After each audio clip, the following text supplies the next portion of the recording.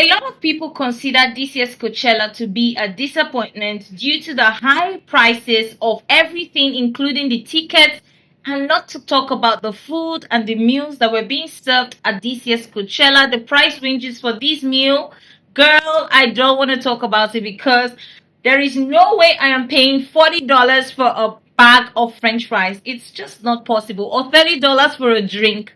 Literally, most of the influencers that posted talking about the reviews on some of the drinks and the foods, most of them, I noticed a lot of these influencers got their drinks for nothing less than $30 for this tiny cup of drink. Like, what? $30 if you do the maths. I'm not even going to convert that to naira or even convert it to rupees. You're literally spending about 2,000 rupees to 3,000 rupees for one glass of drink. Just tell me how that makes sense. There is no way that makes sense in any world possible.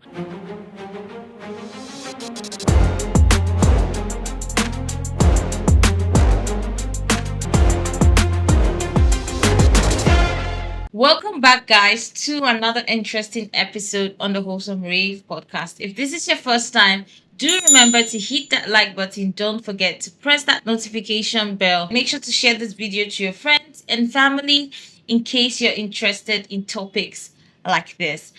I talk about anything that interests me, things around video essays, trending topics, and commentary videos as well. So if it's something that you're interested in, do make sure to stay subscribed. And by the way, I am now keeping a posting schedule for Monday, Wednesdays, and Fridays. So do remember to stay tuned, turn on that notification bell, guys, so you're notified whenever I post.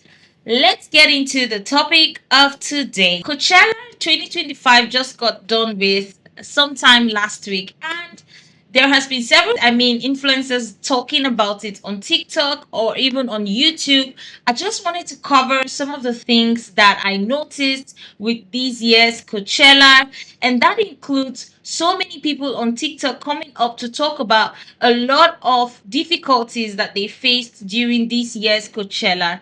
And let's not talk about the artists who performed at this year's Coachella, some of which included Benson Boone, Lady Gaga, Billie Eilish, and a few. We're also going to talk about some interesting celebrities that were present at this year's Coachella. Some of them made headliners once again. For example, Justin Bieber making headliners.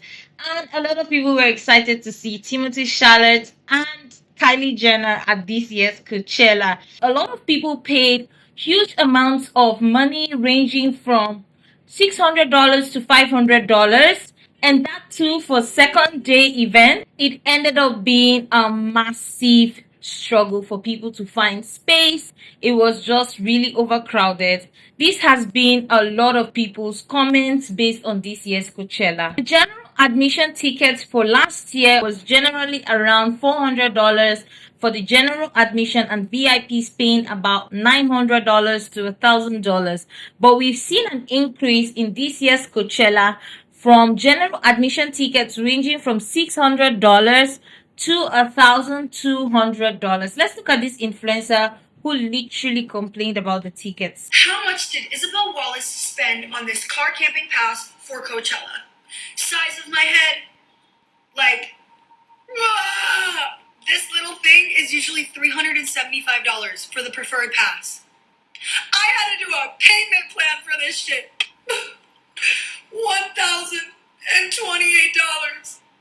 Oh my God!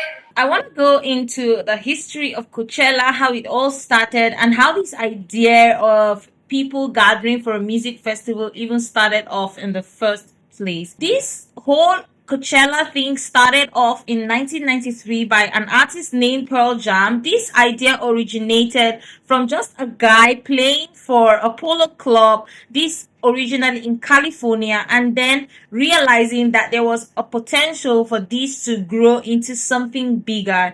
And a lot of people enjoyed the 1993 concert with Pearl playing a lot of his hit songs and also introducing a lot of influential musical artists too. So I'm guessing this started off the whole Coachella thing till date, and there has been several artists being invited into these performances every single year. But then in 1999, an independent promoter named Paul Tollett, he decided to host the very first festival featuring multiple artists, and this turned out to be a huge flop. So in 2001, the festival returned after taking one whole year off in order to rebrand, and this eventually grew into a 2 day festival. So I guess part of the rebranding was to turn Coachella from a 1 day festival into a 2 days festival in order for them to make profit. So in 2001, Coachella decided to include some of the well-known brands at that time,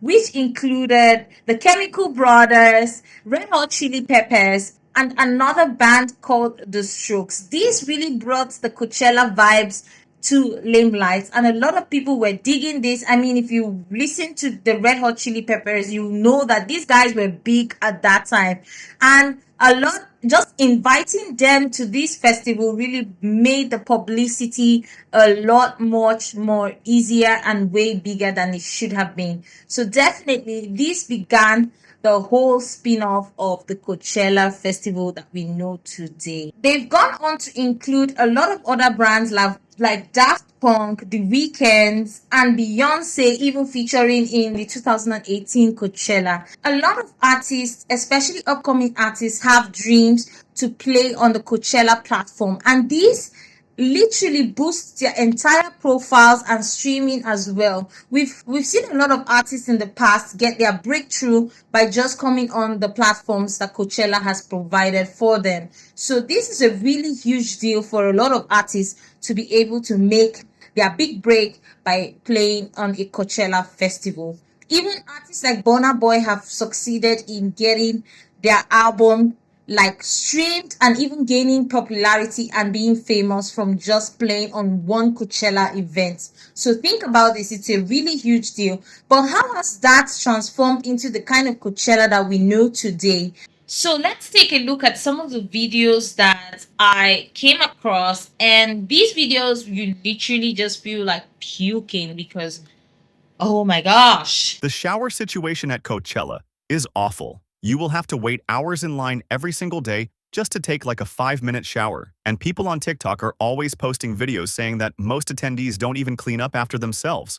So you just feel dirty the whole time. Ironically, for some reason, the crowd at Coachella is always super dead. Like if you look around, it's almost like no one is singing or dancing along to the music, and everyone just has their phone out and is recording silently. In fact, a few years ago when Tyler, the creator, was performing, he walked out onto the Coachella stage and started yelling at the audience for being so boring. Pretty much a situation like this. That just feels super stressful to me. Like I wouldn't want to spend $1,000 to an event where I have to stay under the sun the entire 2 days and have to pay my way, like really expensive rates to just afford the basic things. But that's just insane. What does it cost for two people to go to Coachella? Let's break it down. I want to start off by saying that this is what I was okay with paying. It might be different for you, so just keep that in mind. First and foremost, you're going to need a ticket to get into the festival, which is around $1,100 for 2 wristbands, and I think it's about the same this year. Then, by far, the cheapest way for 2 people to stay at Coachella would be to car camp. Last year, it came out to $180 total for 2 people for all 4 nights. It's literally $18 a night. You're not going to find anything better than that. Then you have to physically get there. So for us, we only spent $28 on gas, but that's going to vary depending on how far away you live, what kind of car you have, etc. So far, the 3 things we've talked about are things you're just not going to be able to get around. You need a ticket to get in, you need somewhere to sleep, and you need some way of getting there. So for us, that costed $1,380. They had to pay $180 to get their car to be camped outside, and even then they still needed tickets to be able to watch the events or possibly cut back on. So because you've decided to car camp, you are going to need supplies like a tent, blankets, a table, a cooler. Oh, for a second, I thought that these tents were being provided by the event managers. All of this category is really going to depend on what you already have. So for us, we spent around $842 in this category, and this includes a lot. So I'm talking, this is stuff from Amazon, from Costco, from Walmart, from Dick's, from Trader Joe's, from CVS. Anything and everything that we needed, we did in that $800, including a lot of food. Next is a category you can absolutely cut back on. As you can see here, we decided to splurge. So we spent around $544 on in-festival purchases. So I'm counting things like food you see here and merch that I'm wearing. I'm also counting groceries that we got from taking the shuttle bus. So these things are all very... Like, what would an average Joe have to spend just to attend such an event? Like, an average person would have to spend nothing less than $500. That's excluding the tickets. So we are looking at around $1,000 to $2,000 to attend one Coachella event for the year.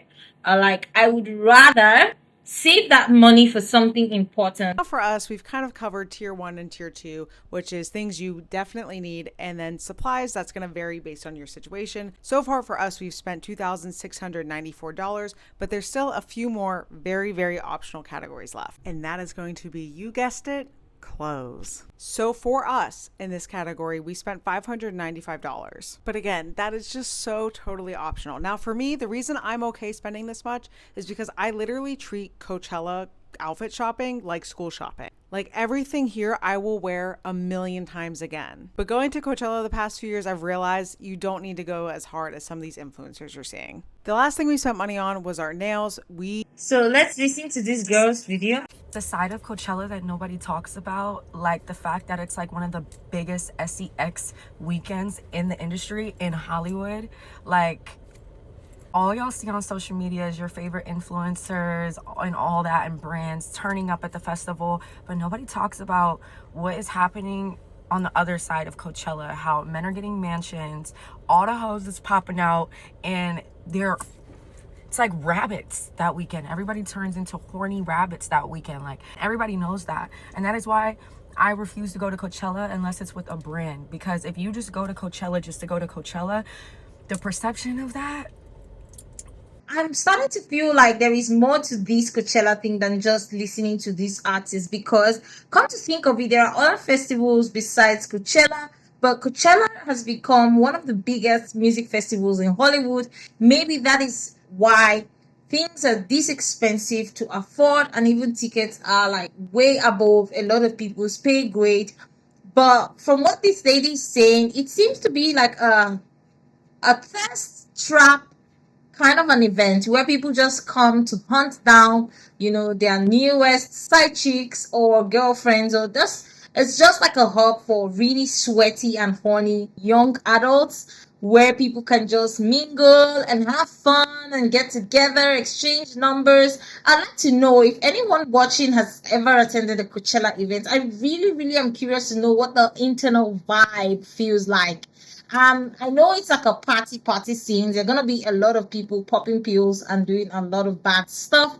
But are people just going to have a one in a lifetime music experience, or people are just going there for thirst trap? Like, what is this really about? Yeah, this is kind of a dark side to Coachella, because come to think of it, we have celebrities like Kylie Jenner and Timothy Charlotte making out in public. So let's watch this TikTok video.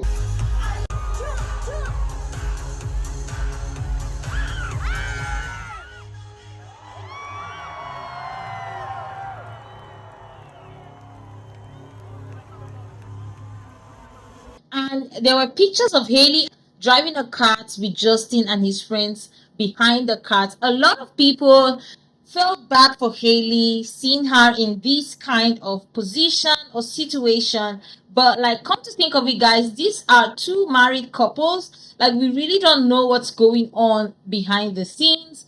But I honestly think that although it might look a little bit weird that she's in this space driving a cart, come to think of it, Haley is a grown adult capable of making decisions for herself. So if she's in the mood to drive a cart, I don't see anything wrong with a young lady in the mood to drive a cart. But definitely, you're with grown men. So, I mean, should you really be in a space where you're doing that rather than doing other things? Like, I mean, Haley could be the one sitting behind and doing her lipstick or wearing her makeup or just having a nice glass of wine. After all, it's a really hot afternoon. But if she decides or chooses to want to drive the cart rather than sitting behind like a princess that she is, then that is solely up to her. to make the decisions for. But yeah, there were a lot of people on Twitter and on Thread talking about this and feeling sorry for her and feeling pity for her. But later on, we see these two couples having a nice, jolly good time at the event. I also feel like I need to discuss more on Justin Bieber and a lot of the gossips around Justin Bieber and Hailey. I feel like I need to dedicate an entire video covering this topic. So let me know in the comment section if it's something you want to see. I also have a couple more videos that I am working on. Hopefully, I intend to get them out by this Wednesday or by Friday. So definitely stay tuned. We upload videos on Monday, Wednesdays, and Fridays. Yeah, why did nobody want to tell me that Coachella is set up like the 12 different districts from the Hunger Games? All day, my For You page has been nothing but people's Coachella outfits and where they are staying at Coachella. The amount of sections, subsections, pockets I have been exposed to of where people are deciding to lay their head at night at this music festival is insane. Almost dystopian. What do you mean some of us are sleeping in our car with no money, no food, no water? Literally nothing but the clothes on our backs and Instagram. While other people, like influencers, are sleeping in mansions or hotels or luxurious RVs, then you have non-rich influencers who are sleeping in these bougie tents that cost over $10,000 to buy. Ooh, $10,000 for a tent? Did you guys also notice that at Coachella we had many different sections, some which had celebrities in these really fancy tents, and even some of them had their own what would you say, disposable pool and all of that stuff. It was really fancy.